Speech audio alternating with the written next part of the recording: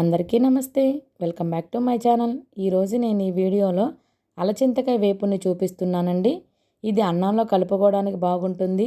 అలానే సైడ్ డిష్గా చారు పప్పు కర్రీలోకి తినడానికి చాలా బాగుంటుందండి. ఒక్కసారి మీరు కూడా ఇలా ట్రై చేయండి. సింపుల్గా అయిపోతుంది. మీకు కావాల్సింది అలచింతకాయలు. ఇక్కడ నేను అలచింతకాయల్ని 1/2 kg తీసుకున్నాను. వీటిని శుభ్రంగా కడిగి ఇలా చిన్న ముక్కలుగా కట్ చేసుకున్నాను. తర్వాత పొయ్యి మీద ఒక కళాయిని పెట్టుకొని దానిలో ఆయిల్ యాడ్ చేసుకోవాలి. ఇంకా ఆయిల్ హీట్ అయిన తర్వాత దీనిలో తాలింపు దినుసులు జీలకర్ర, ఆవాలు, పచ్చిశనగపప్పు, సాయిగుళ్ళు, ఎండుమిర్చి, వెల్లుల్లి వేసుకొని ఒకసారి కలుపుకొని కొద్దిగా వేగనివ్వాలి. ఇది వేగిన తర్వాత ఇంకా దీనిలో మనం కట్ చేసుకున్న అరచింతకాయ ముక్కల్ని వేసుకోవాలి. వీటిని ఒక్కసారి మొత్తం కలిసేటట్టు కలుపుకోవాలి.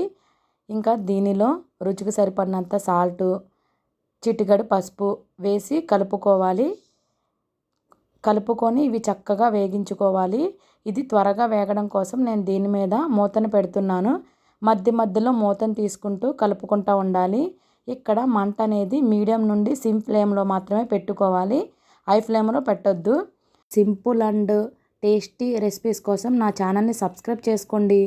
ఇవి చక్కగా వేగుతూ ఉంటాయి.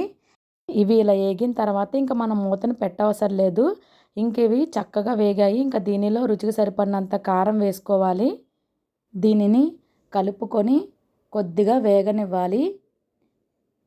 ఇలా వేగిన తర్వాత దీనిలో కొద్దిగా ధనియాలు, జీలకర్ర పొడిని వేసుకోవాలి. ధనియాలు, జీలకర్ర పొడిని నేను ఇంట్లోనే చేసుకొని స్టోర్ చేసుకుంటాను. ఇది ఫ్రై కర్రీస్లో, గ్రేవీ కర్రీస్లో నేను వేసుకుంటూ ఉంటాను. ధనియాలు, జీలకర్ర పొడి వేసిన తర్వాత ఒకసారి కలుపుకొని కొద్దిగా వేగనివ్వాలి. చక్కగా వేగిపోయింది. ఇంకా దీనిలో మనం ఫైనల్గా కొత్తిమీర యాడ్ చేసేద్దాం. అంతేనండి, టేస్టీ అలచింతకాయ ఫ్రై రెడీ. ఈ కర్రీని మీరు కూడా ఒక్కసారి ట్రై చేసి ఎలా వచ్చిందో నాకు కమెంట్ చేయండి. ఈ వీడియో నచ్చితే ఒక్క లైక్ చేయండి. మీ ఫ్రెండ్స్ అండ్ ఫ్యామిలీకి షేర్ చేయండి. ఇంకా ఎలాంటి రెసిపీస్ కావాలో నాకు కమెంట్ చేయండి. మరిన్ని ఇలాంటి రెసిపీస్ కోసం నా ఛానల్ని సబ్స్క్రైబ్ చేసుకోండి. Thanks for watching. Bye bye.